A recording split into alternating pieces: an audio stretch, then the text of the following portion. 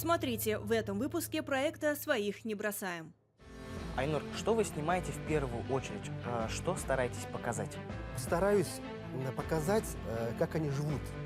У меня очень много знакомых бойцов, которые там нашли вторую половинку свою. Айнур, а в чем мотивация наших бойцов, на ваш взгляд? Любовь к родине. Там уже за ленточкой перед опасностью все равны. А вы уже привыкли, что опасность всегда рядом? К этому, наверное, нельзя привыкать. Здравствуйте, это проект «Своих не бросаем». С вами Лиана Кириллова. И Артур Галеев. Здравствуйте. И гость в нашей студии сегодня заместитель главного редактора службы новостей телеканала БСТ, который был в служебных командировках в зоне СВО, Айнур Кабиров. Приветствуем. Здравствуйте. Айнур, вот все-таки военный корреспондент, вот эта должность, она очень опасная. Как вот вы к этому пришли? Это, наверное, у меня уже несколько лет тому назад как-то вырисовывалось военный корреспондент. Знаете, я учился в Академии искусств. Я по диплому вообще актер театра и кино, но специальность ведущий, естественно. И, естественно, мы, как и все театралы, сдавали дипломный спектакль. И мы ставили спектакль Ибрагима Абдуллина «Эх, уфимские девчата». Наверное, знаете, да? Наши уфимские зенитчицы во время Великой Отечественной войны. И мы в этот спектакль, мы, естественно, молодые студенты, хотели играть в войну. А наш режиссер, преподаватель Ахсям Абушахманов, наш великий, он говорит: ребята, тут не нужна война. На войне есть жизнь, любовь. И мы поставили спектакль полностью, то есть не фронт, а тыл, быт наших бойцов. И вот тогда мне вот интересно было еще, вот каково быть военным корреспондентом. Как вы предоставили возможность, я, не задумываясь, сразу поехал в командировку. Айнур, ну у вас было 2 командировки. Это осенью прошлого года и весной, вот буквально недавно вы вернулись. А в какие подразделения вы ездили, куда именно? Знаете, естественно, мы уже нам знакомые все бойцы, это именные батальоны, полк Башкортостан. Но, знаете, я стараюсь охватить больше мобилизованных, где в подразделениях, где служат, ну, например, там по 10, по 15 человек наших земляков. Например, вот последний раз я встретил наших ребят, земляков наших, они служат в подразделениях, которые сформировались в Татарстане. Они так были рады нашему приезду, да, они просто... у нас, говорит, это первый раз. Конечно, говорит, гумконвой приезжает, но, говорит, снимать... Родное телевидение, да, родное телевидение, они были в восторге. Спасибо вам, спасибо. Константин Борисович Толкачев, наш председатель парламента, он наградил медалями Шаймуратова. Они были просто в восторге, они были очень благодарны. Поэтому я стараюсь охватить тех, кто еще не был замечен в кадре. Айнур, что вы снимаете в первую очередь? Что стараетесь показать? Вы знаете, стараюсь рассказывать о бойцах, о героизме, о патриотизме наших ребят. И стараюсь показать именно, вот я уже говорил, быт наших ребят. Потому что все наши зрители видели войну только на экранах, правильно? Они думают, что там все наши бойцы целыми днями напролет с автоматами, ура, и в бой. Нет. Там идет жизнь. Там влюбляются. Там живут. У меня очень много знакомых бойцов, которые там нашли вторую половинку свою. Среди местного населения? Нет. Там же есть медсестры, там есть повара, которые вкусно готовят. Ну как не влюбиться? В общем, поэтому я стараюсь показать, как они живут. Айнур, сейчас предлагаю посмотреть фрагмент видео, когда вы вместе с саперами работали и нашли не разорвавшийся снаряд.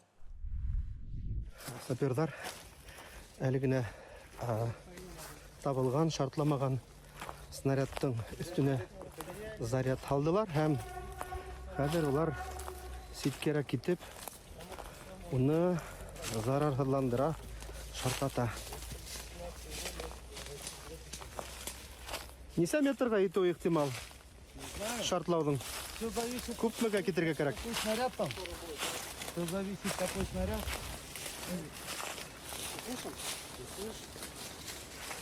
Беданы көресек біз ме? Но, как говорится, чем дальше, тем лучше.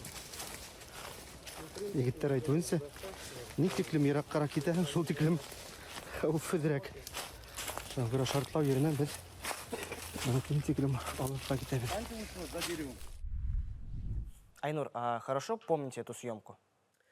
Ну, конечно, это мое упущение, извините, потому что я ждал именно этот момент взрыва, и за секунду до этого выключил свою камеру, телефон. Вот, вы знаете, я себе до сих пор не могу простить, потому что, ну, самые эффектные кадры, естественно, я пропустил. А знаете, как это было?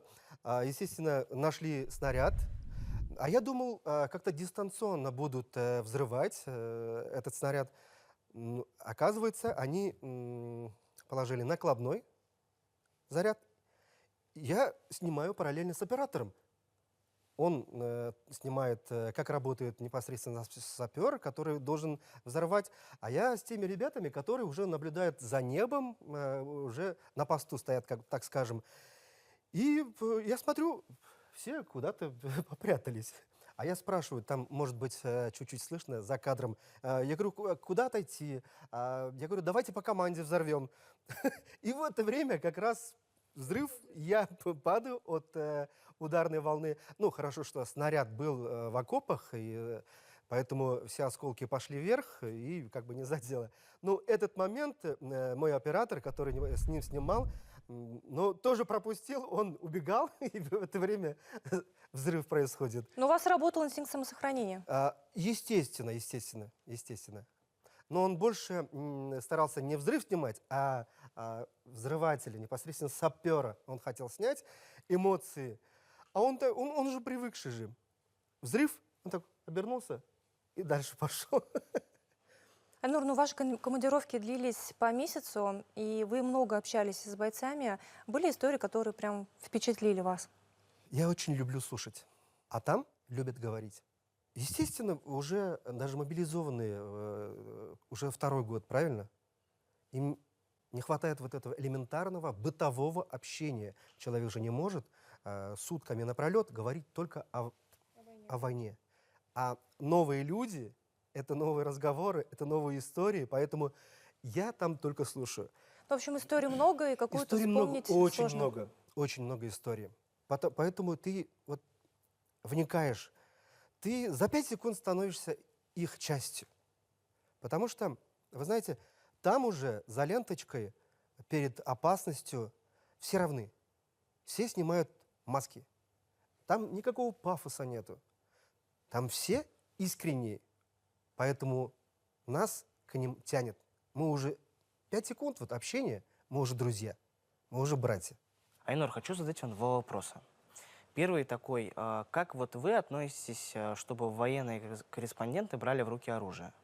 И, наверное, второй сразу же почти такой же. Если бы случилось такое, что вам пришлось бы взять в руки автомат и отбиваться, вы бы сделали бы это?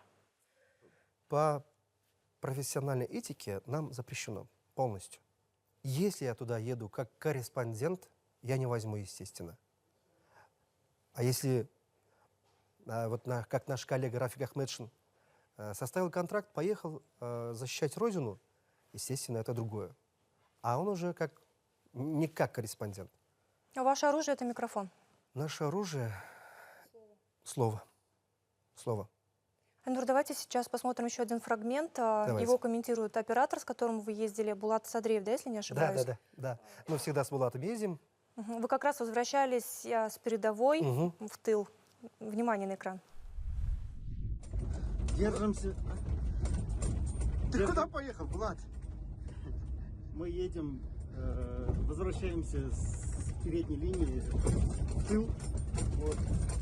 Еду в буквальном смысле на пороховой бочке. Лишь бы ничего по нам не прилетело, даже кусков не соберут. Айнур, а вы уже привыкли, что опасность всегда рядом? К этому, наверное, нельзя привыкать. Но если бы вы были там не по месяцам, а вот большой такой промежуток времени, мне кажется, вы привыкли бы. Ну, наверное, да. Айнур, а в чем мотивация наших бойцов, на ваш взгляд? Любовь к родине, все-таки, патриотизм. Я помню, как отправляли мобилизованных. Да,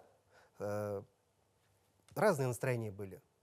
Но теперь, спустя 2 года, там наши мобилизованные, вот у каждого в блиндажах висит портрет Владимира Владимировича Путина.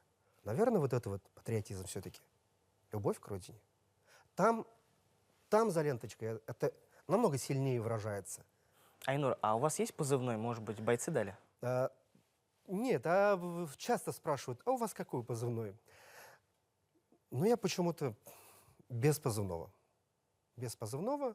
Ну, ребята говорят, БСТ. Уже там, естественно, узнают в разных подразделениях. БСТ, Айнур, вот так вот. Но это я не считаю позывным.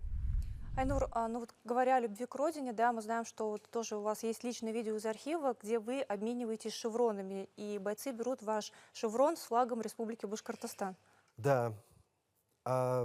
Для наших бойцов, земляков, наша атрибутика республиканская, будь то шеврон, будь то что-то там, элементами флага нашего, они как на быка красная тряпка. Они видят, все, брат, давай меняться, давай меняться. Вот это вот маленький элемент, вроде как шеврон всего лишь, но это тоже патриотизм. Шевроны там же, это отдельный вид искусства, там за ленточкой. Там и разные шутки, там и разные высказывания, крылатые фразы. Там можно целую передачу снимать. У нас, кстати, есть в планах снять именно про шевронах Отдельную материал. программу. Да, отдельный материал. Ну, желаем вам успехов в этих съемках и в последующих поездках в зону СВО. Спасибо. И большое спасибо, Галина. что сегодня нашли время и пришли к нам в студию. Спасибо, Галина. А с вами, уважаемые телезрители, увидимся через неделю. Это проект «Своих не бросаем». О том, что касается всех и волнует каждого. До встречи.